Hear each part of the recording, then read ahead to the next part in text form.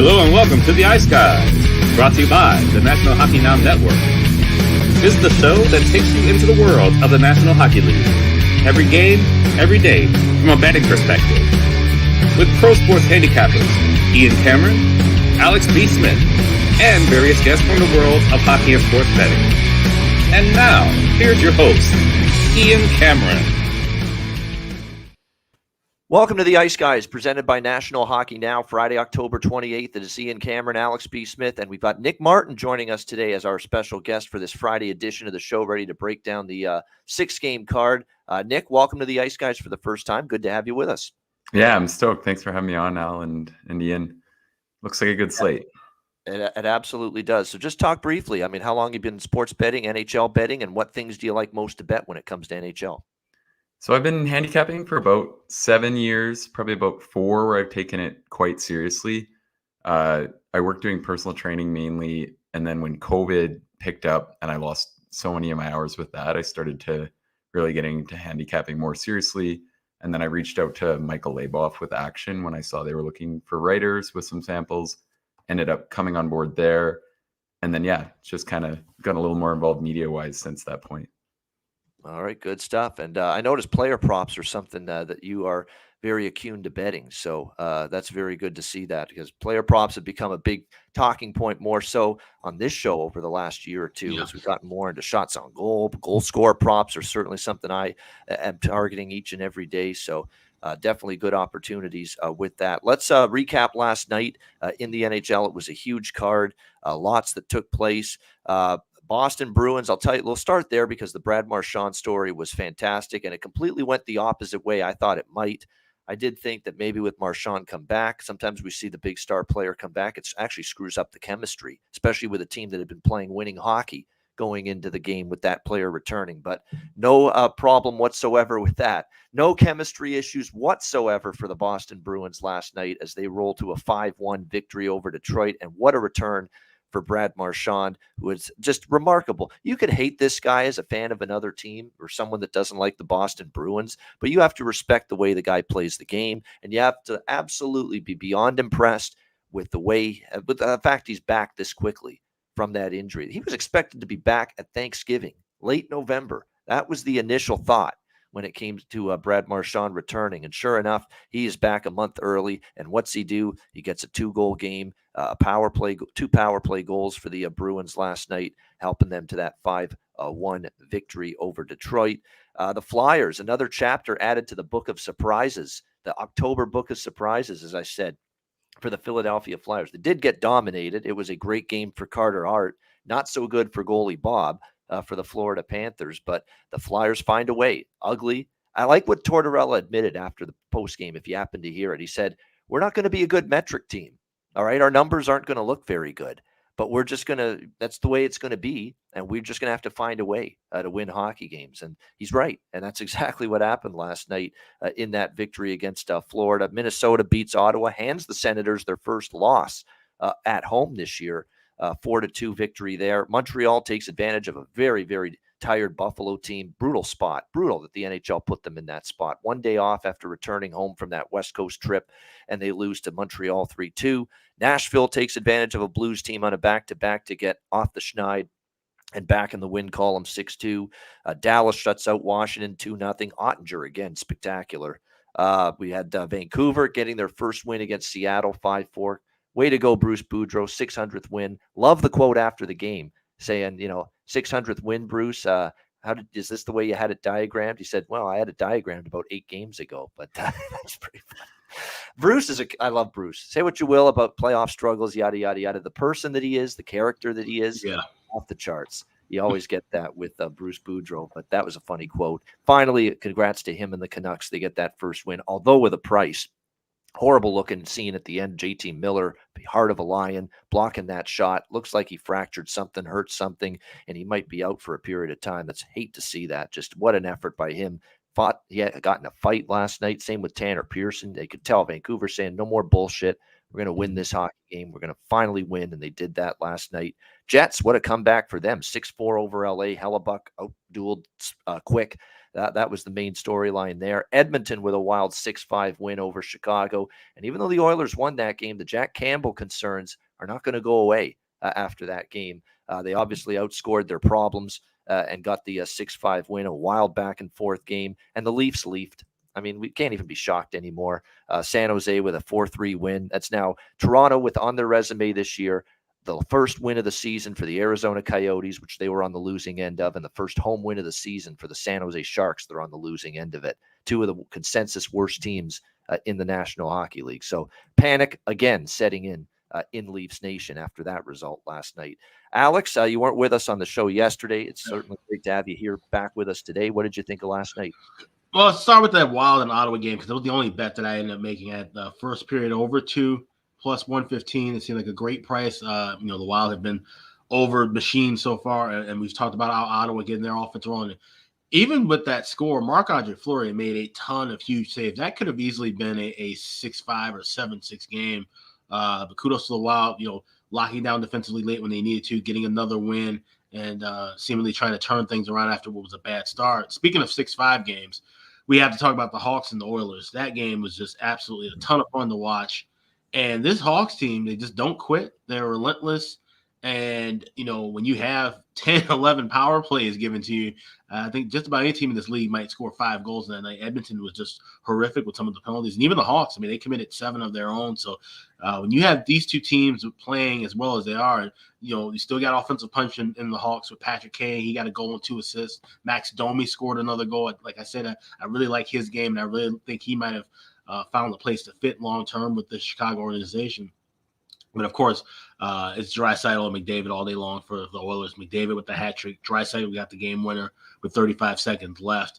And both those teams moving forward, they definitely cannot afford to give up penalties in bunches like they did in that game. They have to definitely tighten things up. So that's kind of the takeaway from both of those. And then Vancouver, Seattle, I watched a lot of that game. And like I said, Vancouver, battling through to finally get a win.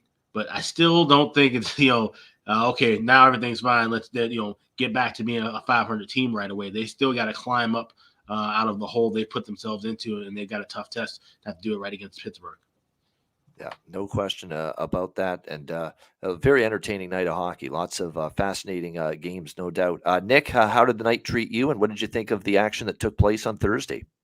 Yeah, it was pretty good to me. I did good with goal scorer props, so on that side of things were good. I thought, to touch on the Wild Senators game, it seems like Minnesota are really finding their game. I think I'm relatively low on them compared to the market this year, but it seems the last 3 outings have been fairly impressive. And I think their team I'm going to be watching moving forward, probably not looking to fade them in the next couple outings. I saw they play Detroit tomorrow, and I think that most likely I'll probably end up on them again in that spot. I think you touched on it there. With regards to the Blackhawks, I think one thing I'd chime in on, I'm not sure the offense is going to be sustainable like it is. They're scoring at a crazy shooting percentage, well above the expected rates. I'm not convinced they have the talent to do that too much longer. They're going to be better than I thought, because I thought they were going to be bottom 2 teams in the league for sure, and they're already looking like they're going to be well better than that. But I think they are a team that I'll be watching moving forward that I'm still pretty low on. I think we could see they got some very favorable breaks in that game with the kind of 2-way swing on the goalie interference call that disallowed a goal, and then it became the 5-on-3 moments later after the penalty challenge. So yeah, that was a great game, but I think the Hawks kind of were maybe a little lucky to only end up losing by 1, and they kind of got their breaks and still weren't able to pay them off, which I think is definitely a negative comment. Yeah. When you look at this Chicago team, they've had no issues scoring goals the last few games. I think on this homestand now, which has been 4 games long, they've had 24 goals now in these 4 home games. It's just a 6 goals per game clip. I mean, you're clearly going to come back down a little bit from that kind of an average. But look, the reason why Chicago is playing well is they've got a collective group stepping up, finding scoring by committee. The defense and the goaltending, which is, I think, still worrisome. It's been at least a little bit better than we thought. And to be honest with you, frickin' frack on this hockey team, the 2 veteran stalwarts, Kane and Taves, they're locked in. They're right now, they're not mailing it in. They're not thinking about the future and the long term that, hey, we may not end our careers here. There may be a rebuild going on moving forward. But right now they are focusing on game by game, being at their best, bringing their best to the ice. And I think because the generals are leading, the troops will follow, as Shaquille O'Neal always says. And that's what you're seeing right now. Kane and Taves are locked in right now, and they're trying to help this team win, and they look like they care about wanting to help this team win games early in the season. Yeah, everyone's buying into the message that Richardson and company are pushing right now. The only thing is the way that they're playing, and like you said, Nick, they got a bunch of fortunate chances that they're still couldn't completely cash in on. But they're also the fact that they are playing at this high of a level. It's given they're giving everything they got every night in, night out. You can't give 110% like this every single night and expect to win or at least be competitive. You're going to have those odd off nights. And the fact that they have Alex Stalock, who's been playing well, but he was going to be more of a 1A, 1B option or just a number 2 option. Now he's been the starter, and they're riding him heavy. They got a back-to-back coming up tomorrow on Sunday on the road in Buffalo, and then back home against the Wild, the rivalry game. So it'll be interesting to see what happens in the next couple of games with the Hawks. They might take a bit of a step downward this week. Yeah, and I think you kind of touched on like the other point that I'd watch for. Like, it's awesome seeing Stalock succeed. He's a 35-year-old journeyman. With that said, he played to a below 900 save percentage in the AHL last year. So this kind of like his numbers are so strong right now that it's hard to imagine, or his underlying numbers are even better because the Hawks really still haven't defended very well. So that's an area where we're probably going to see him come back down to earth. I mean, goaltending's hard to predict, but probably shouldn't count on him playing to above average results this year. No, for sure. Absolutely. We still have that belief. And from word on the street is Alex Stalock is still in the NHL to get his pension. So he's pretty much just trying to clear a certain amount of games, but I think he's maybe like 5 stars away from that or something. But like I said, but he seems to be locked in, and even the quotes from him and some of the clips I've seen, in the locker room, that he's won the belt that they give out to the player of the game twice, and he seems to be buying in. And like I said, you can see this with some of these veteran players throughout the league. If the younger guys are buying into the mantra that's being thrown around the room, then those veterans kind of get a little bit of a spark of energy, a spark of life too. The same thing that happened with Kane and Taves as well. Mm-hmm. Yeah, it's one of those things, like, it's not necessarily fun to point out, like, this probably isn't going to continue, because it's kind of a fun story seeing, a guy like Stalock overplaying expectations on a team that was supposed to be terrible. So we'll see. It's a good story. How long does it go? That's going to be the same with all these Chicago, Philadelphia, all of these teams that have greatly exceeded expectations so far this season. How long can they keep this going? Like I always said, and I said this yesterday, I believe, with Chicago and with Philly. I mean, come back to me in 3 months, and let's see where things are at with these teams at that point in time. All right, let's go to our Friday card. 6 games. We're going to start with the slumping Anaheim Ducks. They're lame Ducks right now, taking on the Vegas Golden Knights.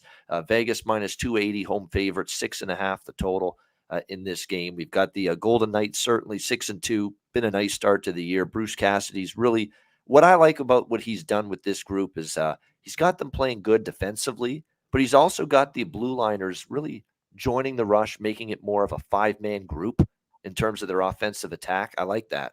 And that's what he's been able to incorporate here with the Golden Knights, where they can be aggressive at the opponent's blue line, but not cheat for offense and still be in good defensive posture and positioning in their own end. And and obviously Vegas has taken to it quite well. 6-2 start, and the only losses, Calgary and Colorado.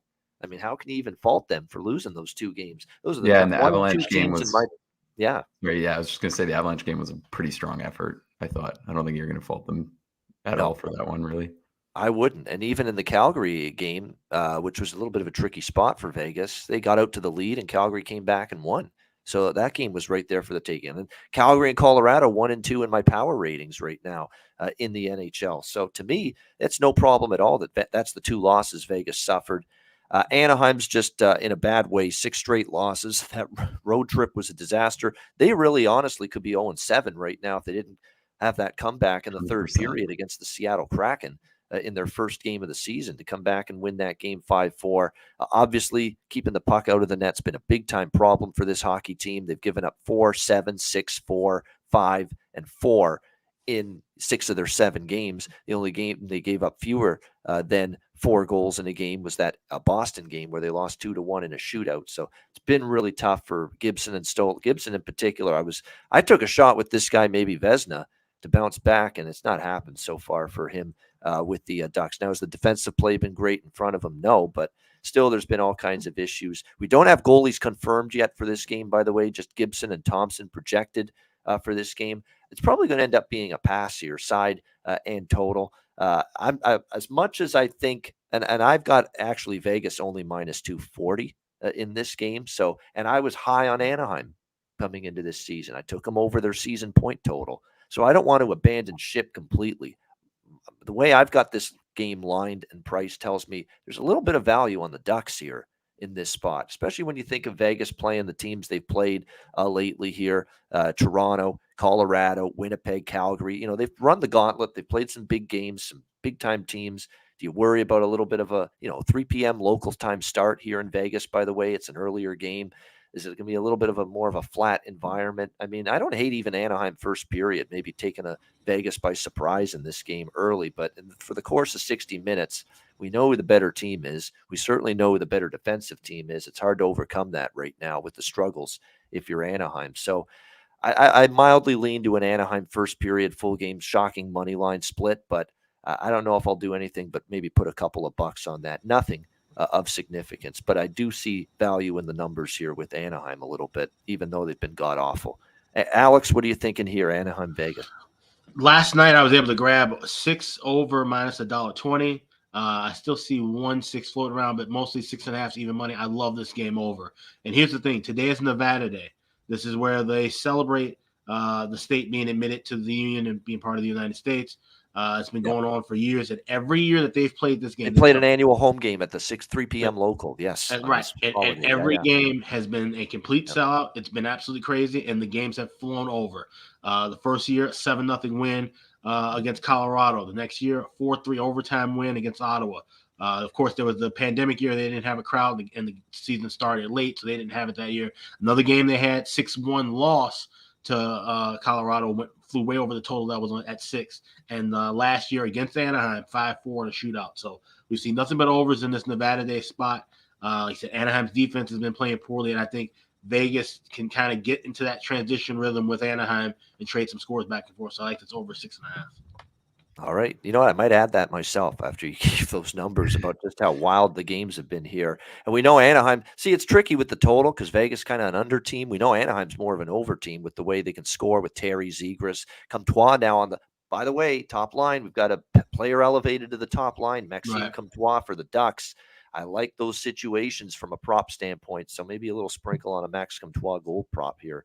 You know, we like those situations and those bargain bin prices. So, but yeah, the over, now that you say it with the series history, we could see it. Maybe Vegas is a little lax defensively here, coming back home facing what they think is a layup against a weaker opponent. Nick, what do you like here, Anaheim, Vegas?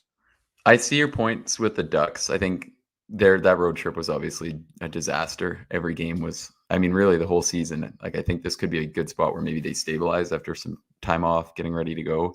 But yeah, from the very first game, that Kraken outing was ugly. They got completely dominated, and I think that's kind of been the consistent rate. I lean Ducks, like you say, with the numbers. I can definitely see the merit with the over. Personally, my plays, I went in on Jack Eichel. I'm sure he'll be kind of chalky in this spot, but I can see the narrative. I really like how he's been playing. He's had kind of a quieter last 2 games stats-wise, so I think it's a good time just to jump back in. I went in on over 3.5 shots as close to plus money, and anytime goal scorer was around plus 140 as well. So I think it's a good spot for him to just dominate. I don't really see what line the Ducks are putting on him that I'm worried about. So I think it's a good spot to just go in with a chalky player prop. I like Eichel. I think he's going to have a massive season. So I think it's a good spot to get back on that horse. Hey, it's not chalky if it cashes. That's the way you got to look at it.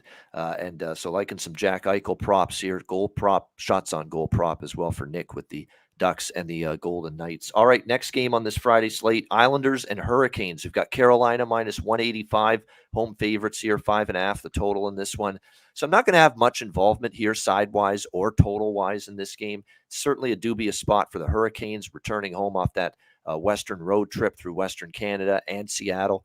They also played a game out there as well, and now returning home. And we know those aren't always the best bet on situations for teams. I still think they're the better team here than the Islanders, though, so I won't be going against Carolina either. in this situation, but certainly not going to lay a price with the Hurricanes in a spot like this returning home. I just don't have enough confidence in the Islanders because you look at this team so far this year, you guys, they beat Anaheim, they beat San Jose. Both of those came at home. And to me, I know the Rangers win on paper looks good. Rangers are a pretty good hockey team, but took advantage of an advantageous situation where you had the Rangers off the big showdown on ESPN on Tuesday night against Colorado. Everyone hyped that up to be a potential Stanley Cup final preview. It was a high pace, high intensity game. If you watch that Avalanche Rangers game, and Alex and I, we did the betcast that night, our first one of the year, that was a very high energy game, high event game. 40 shots, I think, for both teams in that game. The goalies had to be good, Georgiev and Shesterkin. In that game, and you come back the very next night, you have to play an Islanders team that kind of wants to grind you into the ice, and that's exactly what we saw. The Rangers just didn't have a lot going for them that game, and the Islanders took advantage of that. I don't want to give the Islanders too much credit for that victory against the Rangers. This is still a team that at times has struggles to score goals. To be honest, under Lane Lambert as well, even though he's a disciple of Barry Trotz, comes from that coaching tree, assistant coach with him for years. I don't know if this Islander team has played that same level of great defense consistently throughout the course of the year. Better than the last two games against the Florida and certainly the shutout against the Rangers. But let's also keep in mind they still gave up 41 shots, and they needed Ilya Sorokin to be absolutely outstanding in net. He will be in net, by the way, tonight for the Islanders in this game, and it'll be Frederik Andersen for Carolina. I don't have a strong feel here side-wise or totals-wise. Carolina, certainly I've mentioned Seth Jarvis and Marty Necas many times that they are the prop players for the Hurricanes that I usually like to target. I swung and missed with this guy for the Islanders on Wednesday night because I thought it was a great situate. Wallstrom. Yeah, same. I think the logic was there, but yeah, and that's the way it's gonna be sometimes, where you see the guys moving up to the top line. He had already had 3 goals this year going into that game Wednesday night. He was going to be playing with Barzal and Bailey on that top line, and he just didn't make the impact I thought. He was actually very quiet in that hockey game for the New York Islanders. But I think from the looks of things at Morning Skate and the recent line combos, which you can use, I use rotowire.com, I use dailyfaceoff.com. Those are good sites for the up-to-date line combinations. They are going to keep Wallstrom, it looks like, on that top line tonight going into the game against Carolina. So I'd fire right back with his goal prop at a healthy plus 375. In that range, if you shop around, you could get that for him to score a goal. I don't think he abandoned ship on that thought process after one game. He'll be playing with Bailey and Barzal again. So Oliver Wallstrom, New York Islanders here at that plus 375 to score a goal. That's what I like most, honestly, of anything in this particular hockey game. Alex, what are you thinking here? New York Islanders, Carolina Hurricanes. Just to lean the Carolina regulation. I mean, just a very strong history. 11 of the last 12 meetings they've won against the Islanders, including 5 of the last 6 in Raleigh. Finally getting back home after a bit of a long road trip, though. So that's the one thing that kind of worries me. Maybe look at Carolina live. If maybe Islanders can take a early 1-0 lead, you can get a better price on Carolina plus money and not even have to worry about regulation. So that might be the spot I kind of go with. There's other spots I like on the board. So to pass for now, I might do something in game. All right, good stuff. What do you think, Nick? Islanders, Canes. I agree with the Wallstrom take. Like, I'm going to be tempted if the numbers hold to get on them a lot. It is a little scary versus Carolina. They don't give up many shots. They don't give up much offense altogether. So that's kind of scary. The other thing that can be a bit of a piss off with it is he's on the top line, but we've seen Lambert and the Islander, like dating back to Trotz, like you say, Lambert seems to be kind of hanging around the same idea with he doesn't care who he uses. You're not going to get, top line minutes on any given night. You might see Clutterbuck and Cizikas skate more than Barzal and Wallstrom. And I think personally, I'm not high on that. It looks great when you win 3-0, but you should just play your best players and try to attack more of the game. But I think those he's hell-bent on rolling all 4 lines. Yes. Yeah, exactly. And at some point, whether you're leading or not, you don't need to play not to lose. And I think it looks like they're kind of falling into that same narrative that we saw under Trotz. And yeah, I thought that was Wallstrom didn't have a great game the other night. I didn't really think he got a good chance to get into it. He looked a little quiet. So that's kind of a bit of a scary thing for me, but I definitely agree. Like his goal prop, I think if he hangs in that spot at that number is going to be really valuable. I don't know if I see tonight as like my favorite time to attack it, but who knows? Maybe he breaks through with like the 5 shots we all expected the other night and a goal, and then the numbers aren't going to be what they were. So yeah, I can definitely respect that take that Wahlstrom could bounce back tonight. Yeah, hoping it does. But as you stated, we're talking about Carolina, third in the league, 2.3 goals per game, third in the league, shots, 25.8 shots on goal per game. Talking about a pretty damn good defensive hockey team. So it's not a given that we're going to see Wahlstrom have the breakout performance here that he did not have playing on the top line the other night against the Rangers, but at the price given, worth a look. Colorado, New Jersey. We've got Colorado minus 125, road favorite, 6.5 the total. I get it that it's not an av spot. No question. I mean, they're off the Ranger game. They're playing New Jersey. New Jersey is playing a little bit better. They've won 4 of their last 5 games. Remember, they were wanting Lindy Ruff fired in the arena about a week ago. That's kind of cooled down a little bit. But they've won some games now. But I think New Jersey, believe it or not, might actually be a team I'm looking to back. I don't know about tonight, though, because I get why they pushed the line down toward New Jersey. You look at Colorado, they're off the Ranger game. You look at the fact that Big Val is not going to play for them tonight, Valeri Nichushkin, who's been the leading goal scorer so far this year for the Avs. That's a significant loss, obviously, with how well he's played. You can sustain the loss, though, with, you've got Lehkonen, McKinnon, Rantanen, still a capable second line, or top line, rather.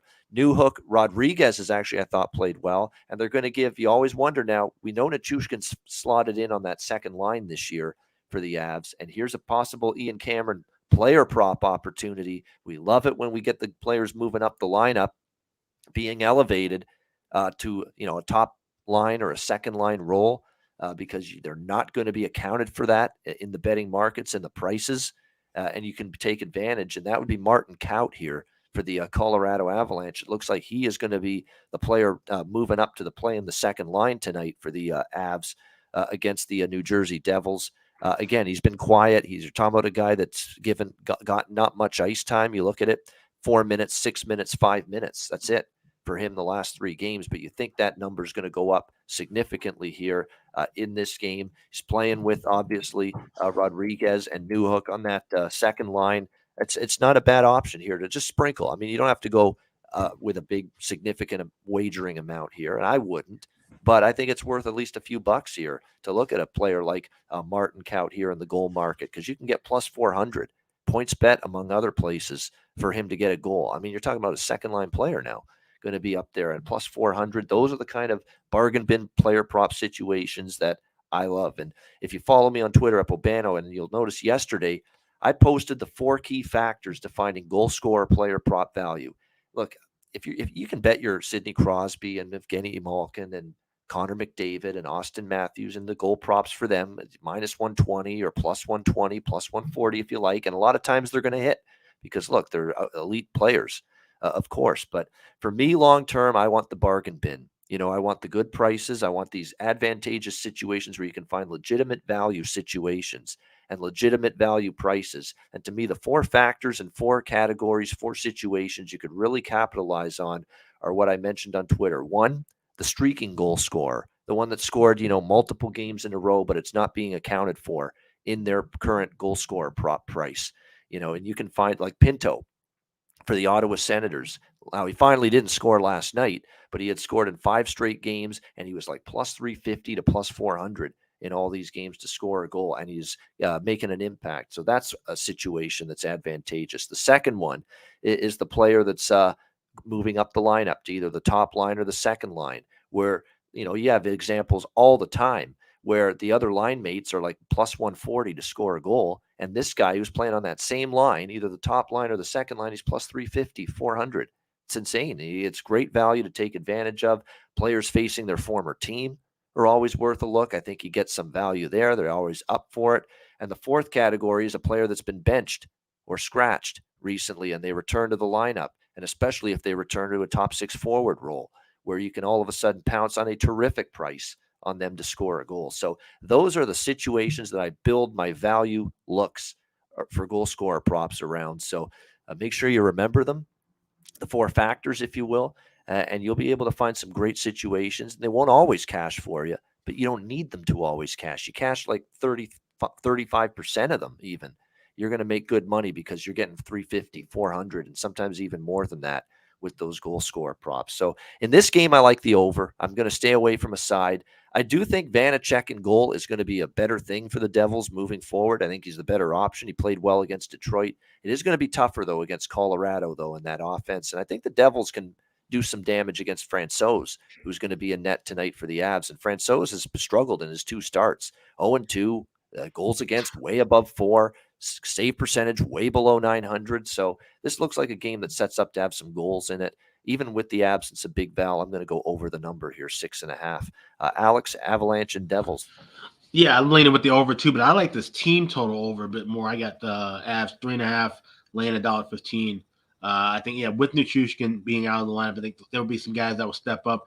Evan Rodriguez is a guy I would look at for anytime goal scorer. He's got a couple already on the year. And, like I said, this is a team that's loaded with depth. We've seen this before. When other key guys were out for Colorado, you saw those other second and third liners step up and chip in offensively.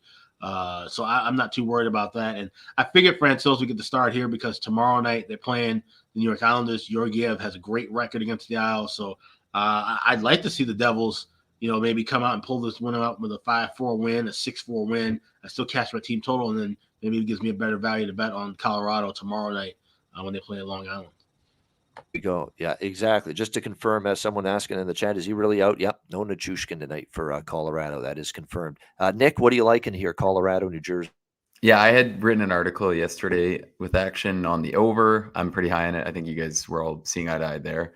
I actually was fairly high on the Devils as a side when they were listed around plus 125. However, like you say, the Nichushkin announcement, it swung the line more than it should, in my opinion. I don't know, a portion that's probably the Francouz announcement as well. But either way, I don't think either of those should actually move the needle as much as it has. So I preferred the Devils at the earlier number. They're definitely my lean where I see some more value. They've played really, really good hockey right now. I think if you've watched the last couple outings, it's been really dominant. Like outside of some shaky goaltending, the Capitals outing being 6-3 was kind of ridiculous. I think the Devils are probably the more valuable side here, but we'll see. If there's one knock on them, they've had an extremely easy slate so far. The only playoff-bound team, well, it might not be a playoff-bound team. I'm a Caps fan, and they honestly look like they might not get there. So that would be the only team that looks like they're going to go to the playoffs. So that's a very easy slate. But with that said, the Devils, they played the top expected goals rate in the league. I think it's looked really impressive to the eye as well. I see more value with them as a side, but the numbers kind of moved a ton considering we're just looking at 2 player absences. Yeah, I agree. I mean, I thought like to me, this is not the price I'm looking to go against Colorado. This is still the superior hockey team in this matchup is Colorado, and minus 125. It doesn't seem like that's much of a bargain to go against Colorado.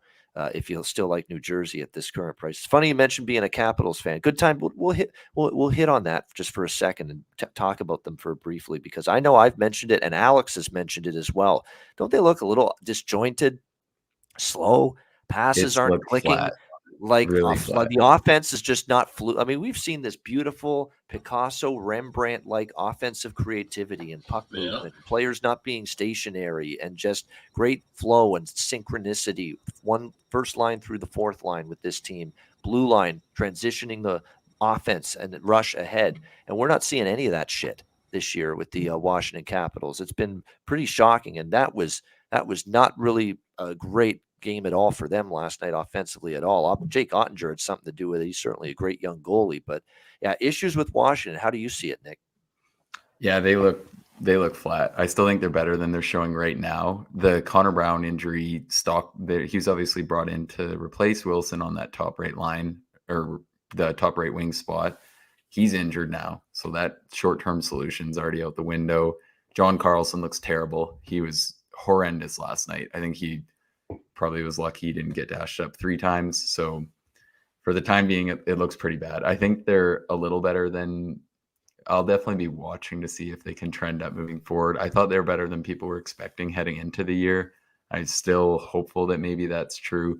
I think their play is driven out of the back end a lot more than people think, with guys like Orlov and Jensen kind of underrated, but we'll see. For the time being, it's like I thought they were lucky to even have the record they had heading into that game last night. The Devils win was pretty ugly. The Canadiens win was one good period really versus a bad team on a back-to-back. Like, I just think it hasn't been impressive at all. So we'll see. Hopefully they'll trend up, but no, it has not been, and that's a good foreshadowing for tomorrow. Whereas anti-Nashville as I've been this year, you struggle, and you finally win a hockey game, and maybe that can propel you. And Washington's not a world beater right now, so that's a little foreshadowing for Saturday when we're back with you tomorrow on the Ice Guys show again. But yeah, Alex, you basically had the same sentiment, right? It just doesn't look like a Washington team that can keep up with certain teams right now compared to back in the day. Yeah, absolutely. I mean, and it's interesting. Like I said, we talk about, how everything's surrounding Ovechkin now. And with, Wilson being out, Backstrom being out, they're focused on locking him down. But the other guys around, they have these moments where they just, like I said, just don't have the creativity offensively, don't have the speed. And you can't expect Garnet Hathaway to fill in those gaps where Backstrom and Wilson are missing. He's a good player, but he's not going to be that number 2 guy in your forward group. He's not the guy you want to rely on to give you a goal at night. And so, they've got to just as a collective whole get a little bit faster, a little bit sharper. I don't know if they can do that right away. Going to be interesting to see if Washington can turn things around. Speaking of turning things around, can the Columbus Blue Jackets turn things around? That was a debacle earlier this week, losing at home and really being outclassed by the Arizona Coyotes. Don't be fooled by that flattering final score. It was 5-0 at one point in that game in favor of the Arizona Coyotes. They ended up losing Columbus 6-3, but they've had 2 days off since that horrible game at home. Can they bounce back here against one of the hottest teams, one of the best teams here in the first month of the season in the NHL, the Boston Bruins? We've got Boston minus 145, road favorites, 6.5 the total in this game. Look, it ain't easy to make a case to go in front of Boston right now. 6-1 start. Jim Montgomery deserves a ton of credit. He started the season with no Charlie McAvoy, who's still out. Started the season with Matt Grzelcyk, missed the first few games. He's been back for a while now, but he missed him for a few games. They had Brandon Carlo miss some games on that blue line as well. They didn't have Brad Marchand until last night when he made his return, and what a glorious return it was for Brad Marchand. 2 goals in his return, his first game of the year, and at 5-1, really domination over the Detroit Red Wings last night for the Bruins. But some interesting developments coming out of that game. First of all was Jim Montgomery saying that Brad Marchand, we're going to be careful with him early. I know he's returned 1 month early than expected. He was supposed to be back at Thanksgiving. It's an incredible job to get back this quickly. Shows you his determination, this guy. Can't keep him down.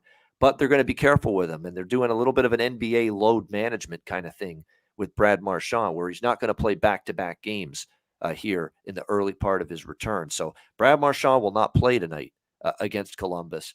And late in the game, David Krejci suffered a wrist injury last night against Detroit as well, day-to-day, and he's not going to play for the Bruins tonight as well. So talk about 2 top 6 forwards tonight for the Bruins that are going to be out of your lineup. I would assume Pavel Zacha is going to be the candidate to go back up to the top line because that's where he was before Brad Marchand came back.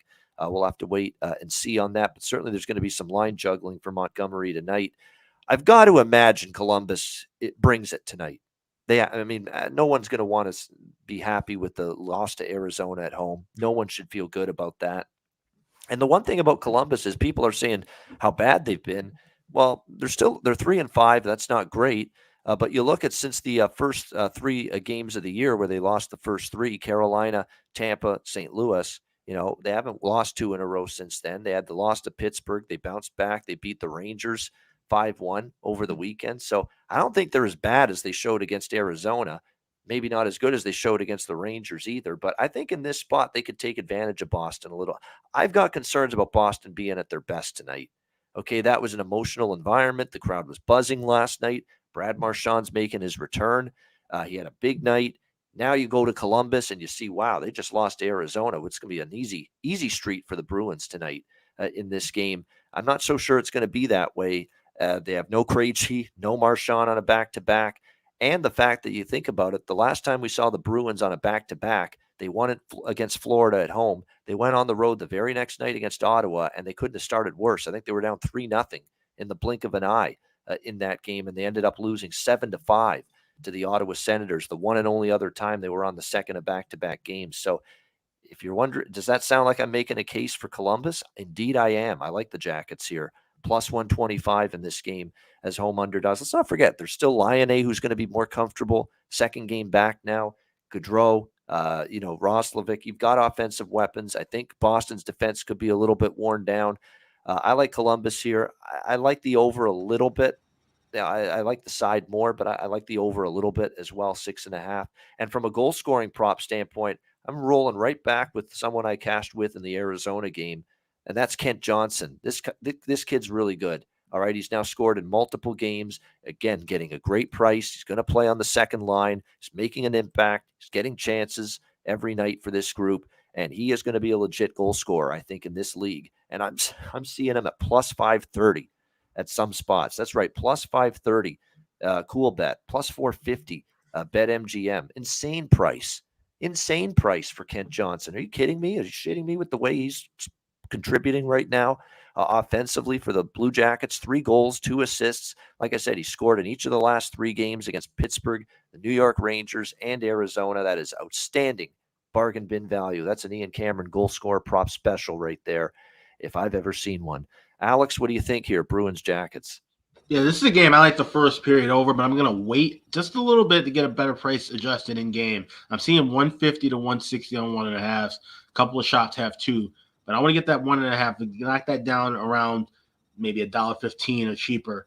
I think we're going to see, like I said, Boston's defense kind of wear down a little bit. We know Columbus has been shaky. Also, in 6 of their first 8 games, they've been a goal in the first 10 minutes.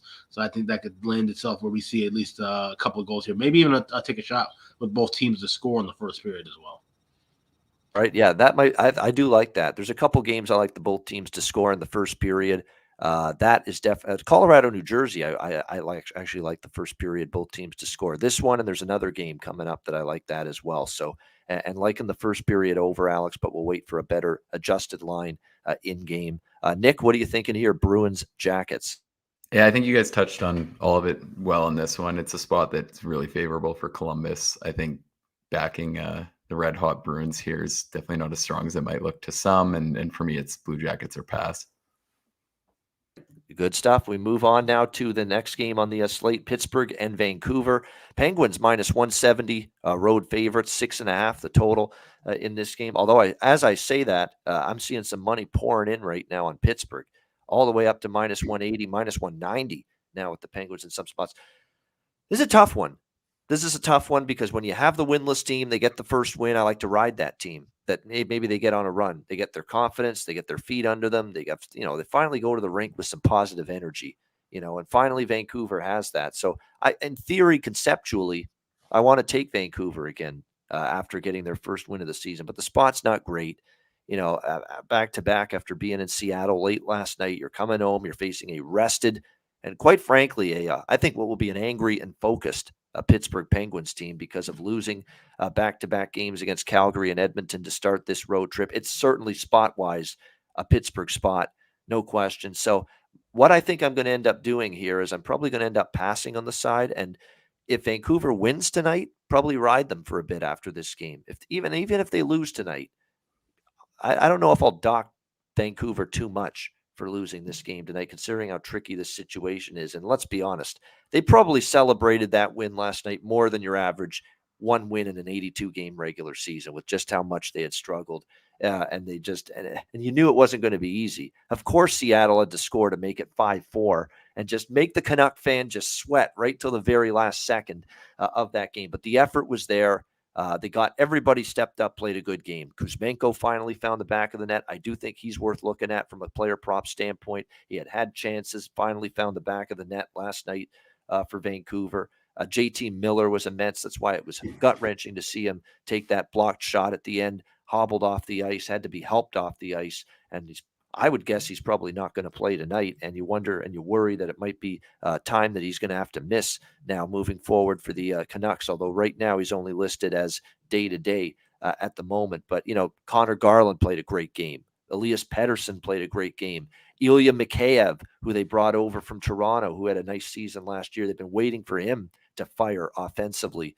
And finally, he scores a couple of goals last night. So lots of positives, but spot's not great. I want to ride Vancouver a little bit, but I don't know if tonight's the night I want to do it.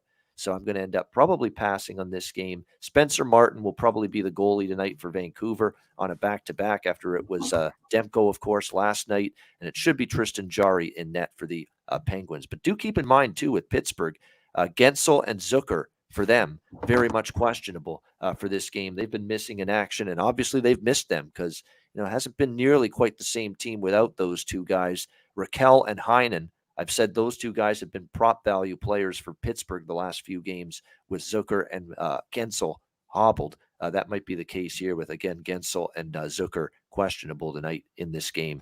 So that's my take there. Alex, what do you think here, Penguins Canucks?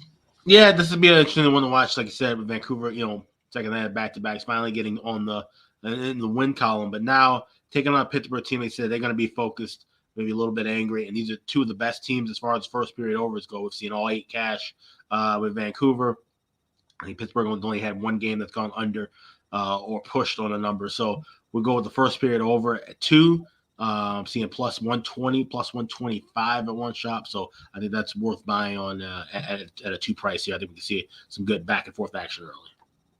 Yeah, absolutely. I would lean to the full game over 6.5 as well, because Vancouver certainly, even defensively last night, even though they got the victory, let's hang on for dear life. Still gave up 4 goals, even though you won that hockey game. And actually, both teams have trended over. Pittsburgh even has really trended over the total this year. Although Sullivan did have some stark remarks after the Calgary and the Edmonton game, saying we do have to tighten things up. We do have to play better in our own end. Let's see if they heed those words tonight in Van City. Nick, what do you think here, Penguins Canucks? I love the Penguins in this spot. I respect, the narrative of Vancouver going to get it going. I think they will as well.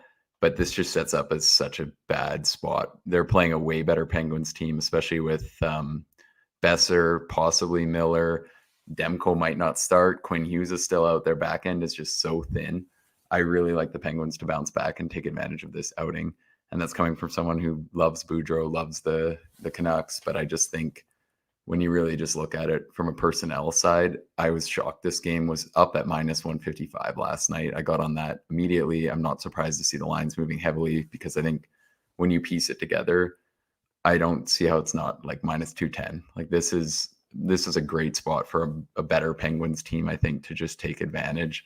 I want to see the Canucks succeed. I respect, they're not as bad as their record right now. I just don't think this isn't the spot. I don't think for them to find a way to hang around with just simply a better team. I think after the weekend, next week, maybe the Canucks is a great time to, good time to get back in on them. And I think me and you are seeing it eye to eye there. I just think this contest, it's going to be hard for them to hang around. Yeah, exactly. Because Pittsburgh's interested tonight. Pittsburgh, to me, it sounds like all the quotes were stemming from Sullivan. Players on this team they're going to be dialed in tonight after dropping the first 2 games of this West Canadian road trip. So we'll see if they can bounce back tonight. All right, Winnipeg Jets and the Arizona Coyotes as Arizona opens the dump. Mullet Arena. I mean. We've got the Jets and the Coyotes here. Winnipeg minus 150 road favorites, 6.5 the total in this one. Obviously, it's the home opener for Arizona in that little rinky-dink barn they're playing on the Arizona State campus in Tempe. I will say this about the environment. I mean, they're already bitching about the dressing rooms. Nobody's satisfied. Nobody's happy with apparently the state of the dressing rooms, especially the Coyotes, who are going to have to reside in those dressing rooms every home game this year. But at the end of the day, I will say this about the crowd environment. As much as I've ripped on this whole situation, I think it's embarrassing for the league. It's come to this kind of situation for Arizona. The people that are going to show up to support the Coyotes in this game, in that little 5,000 capacity building, those are going to be the hardcore fans. All right. The hardcore, if they have any at all, it's going to be those fans that are going to show up for these games. So it actually, and especially tonight, that first home game, it could be a little bit of a boost here for the Coyotes. Normally, first game back home after a road trip spot, I'm not anxious to back them, but this is just as dubious, if not more so, a spot for Winnipeg, if you think about it. I mean, they're coming off the big comeback win against LA that really they got off the back of Connor Hellebuck, who was absolutely brilliant in that game. I mean, incredible. LA actually carried the play against Winnipeg, but he was not even close to the better goalie than Jonathan Quick, who had a really rough night fighting the puck all night for the LA Kings. And it seems like everything the Jets shot toward the LA net went in.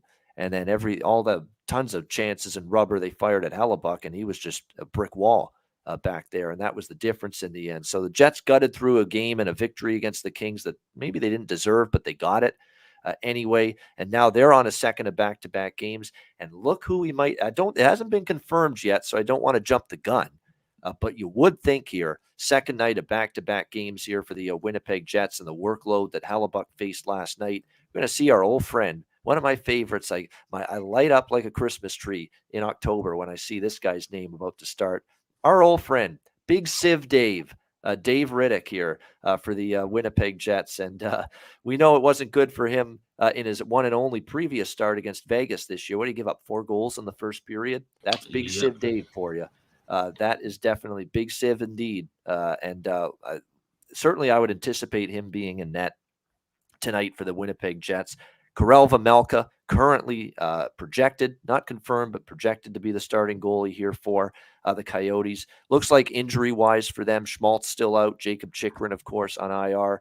Still Ehlers and out for the Jets. Logan Stanley, day-to-day on the blue line, injury-related for the Winnipeg Jets as well. So, look, this is probably one spot where if you're going to bet Arizona all year, this could be it. I mean, you do want to. This team probably does have some emphasis on a good performance. I agree with that. Po Buddy's Nerfic. Dylan Guenther. Here's another one of those young kids like a Wyatt Johnston with Dallas, like a Kent Johnson with Columbus. These young kids that are straight up from the junior ranks, and they are ready to make an impact. And I think he could. I think he actually could end up being one of the more surprise players and performers offensively for the Arizona Coyotes. He's going to get power play time. He's got 2 goals now, goals in back-to-back games for the Arizona Coyotes. You know, it's not the 80s or 90s anymore where the 19-year-olds can't step onto an NHL team and not be able to play, not be able to produce offensively right away. We're seeing up and down the league countless examples of players that are ready to produce immediately, and Dylan Guenther could be one of those guys for Arizona. So I love the prop there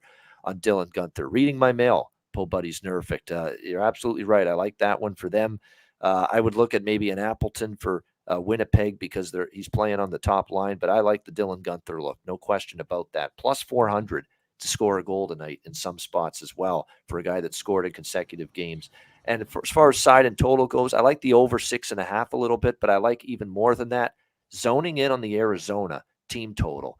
Arizona team total over 3 at minus 110 at BetMGM. And what I love about that book is they give you the team totals in half goal increments. Yep. You know, you can bet 2.5, 3, 3.5, 4, 4.5. You're not just stuck with 2.5, 3.5, 4.5. And, you know, if it's 3.5 at a plus price, but you want the security of 3, which I do in this game, I can take it. So there you go. Arizona team total over 3 minus 110.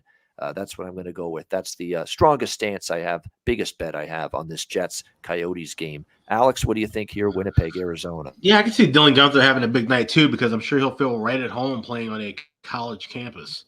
19-year-old kid hanging out at Arizona State University is no better place to be in the world. But for some of these older guys, it might be a little hard to have to kind of go back in the day and basically get dressed in what's a hallway area. I mean, it's absolutely ridiculous. If anybody's seen on the photos on Twitter, the Jets locker room is basically just a bunch of tents you'd see put up for a convention.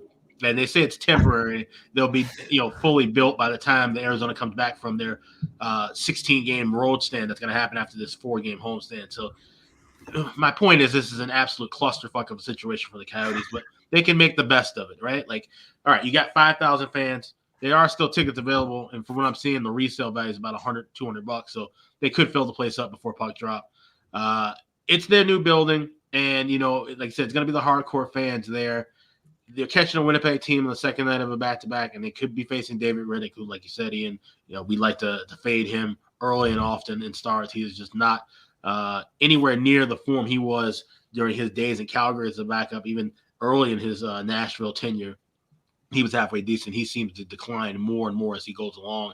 I love this first period over. It's 2 plus $1.10. I got it at plus $1.15 earlier this morning. I think they're going to be jazzed up. this atmosphere is going to be a little bit different. And I think that's going to be the one thing that could help Arizona in certain spots. Because all these teams, right, we're used to playing 15,000, 20,000 screaming fans. Now you're going into what feels like literally a college, atmosphere, a old junior atmosphere.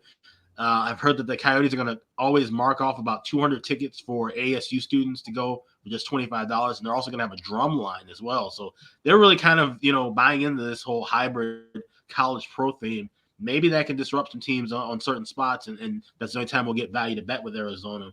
I don't want the side. I want that first period over. I think we see goals going back and forth, especially with Riddick and net, and Vejmelka has been a bit spotty already as well. So first period over 2 plus 115 is my bet here.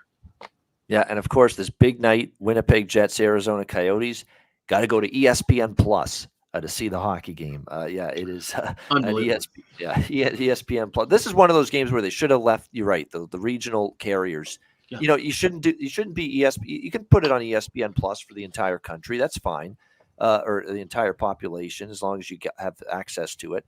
But you should have maintained the local broadcast as well for the Arizona people on Bally, Arizona, with Matt McDonald, I think his name is Matt McConnell, I should say, and Tyson Nash kept the Arizona broadcast team available to it. So, and by the way, over under the total of mean tweets tonight, probably at Leah Hextall, who's going to be between the benches reporting for the ESPN Plus broadcast, because you're going to see it.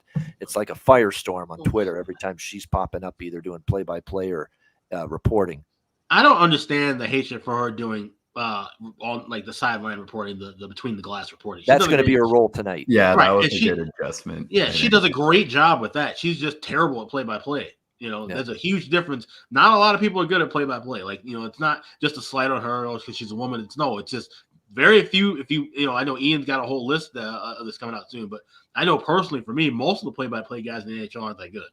So it's not just a knock on targeting her. It's just she's just a collective of people who aren't good at that job. But between the benches and doing the interviews during intermission, she's fantastic at that. Yeah, exactly. I mean, there's some people that people criticize me for saying I don't think Beth Mowins is that bad from a play-by-play standpoint. So it is what it is. Everybody's got their own opinion, but I don't know. It just seems like it's. At the beginning, I understand it. It was rough listening to Leah do the play-by-play, but now it's like every game now they're hammering away and Leah Hextall. It's like, all right, come on, let's pump the brakes a little bit. I mean, let her do it. Let her do the job there. It's an old hat now. She just doesn't have the feel of the game. She can't capture the spirit of the game when calling it. There's a massive drop off there. Just like what was the incident last year? Was it? I think it was Detroit, Minnesota. But I know Detroit against somebody, and we almost saw a full line brawl. And she's freaking out as if she's never seen one of these happen in her entire life. That was rough. That was really rough. Yeah, like there was just some certain spots where it's just like the adjustment gap is massive. And I don't know if it's just her natural response of watching the game kind of kicking into not to say that she's being unprofessional about it, but it's just like she has to kind of temper her I'm thinking anybody who has that job, you have to temper your natural response reaction and just call the action, and she doesn't really do that well. Yeah, I know what you mean. I remember that night. She sounded like someone was getting assassinated on the ice. I know it was. She was. I think. It was just a little. It's okay. Everyone will be all right. What do you think here, Nick? Winnipeg Jets, Arizona Coyotes.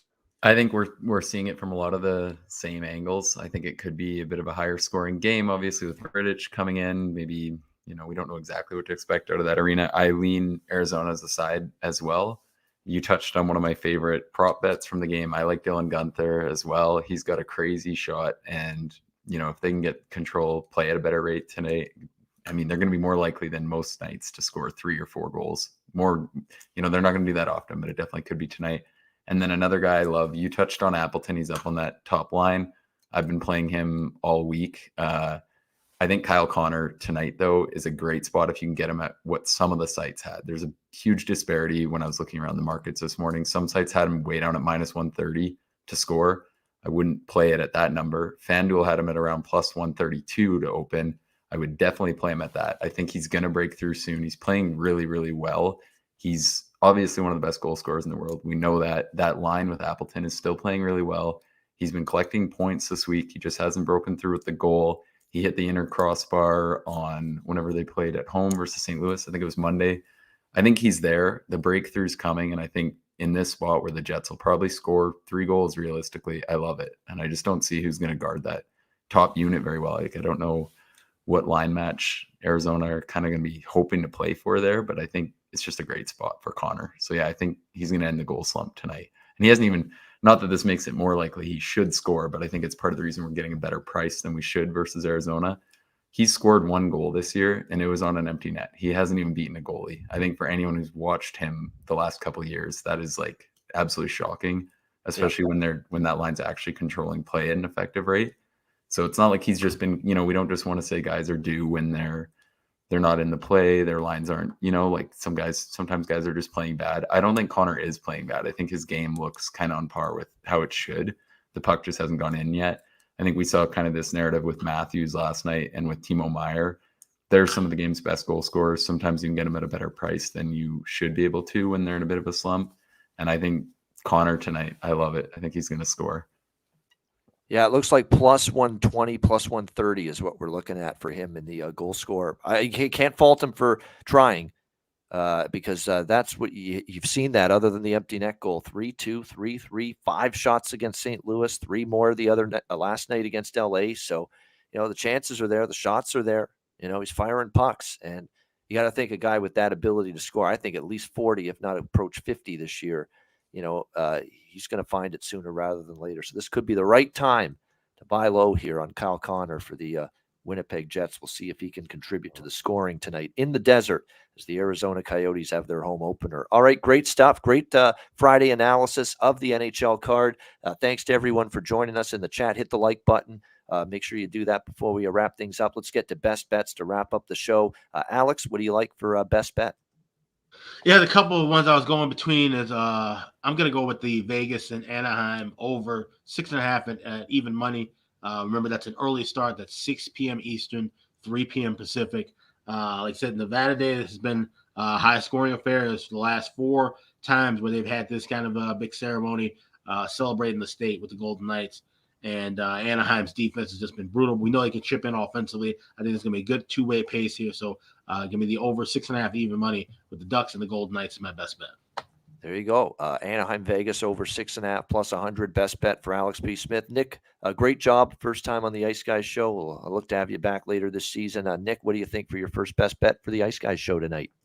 I'm going to go with the Penguins to win in regulation. Hopefully it's still holding around plus money. I know it was plus money just before the show started. You had said the sites were moving around minus 190. So I would play that down to minus 110, but hopefully plus money is still available. And I think, that's my favorite bet of the night. It's a great spot for the Penguins. They're a better team. I think they'll take advantage of the Canucks.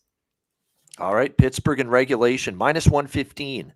So it has moved up a little bit right now, but still around that even money price, minus 115, Pittsburgh in regulation. Best bet for Nick Martin.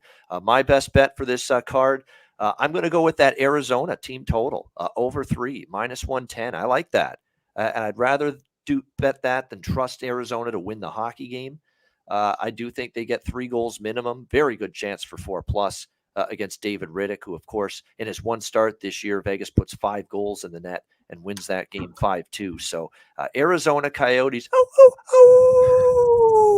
Arizona Coyotes over 3, minus 110 with their team total for my best bet here for this Friday NHL card. That'll wrap things up for this Friday show. Great stuff. Appreciate all of you tuning in. A reminder, the Ice Guys is live 7 days a week, Monday to Friday, 2 p.m. Eastern, Saturday and Sunday, noon Eastern. If you can't watch the show live, download the Ice Guys podcast in audio form on all major podcast platforms, Google Podcasts, Apple Podcasts, Spotify, Stitcher, iHeartRadio, Amazon Music, and more. Download the Ice Guys podcast when you can't watch the show live. We'll have our weekend man, Vito. Renus Vitolin's back with us Saturday, Sunday for the weekend shows as usual. For Alex P. Smith, for our special guest, Nick Martin, I'm Ian Cameron. Have a great Friday night. Enjoy the games and good luck. We'll talk to you again tomorrow on Saturday for another edition of the Ice Guys presented by National Hockey Now.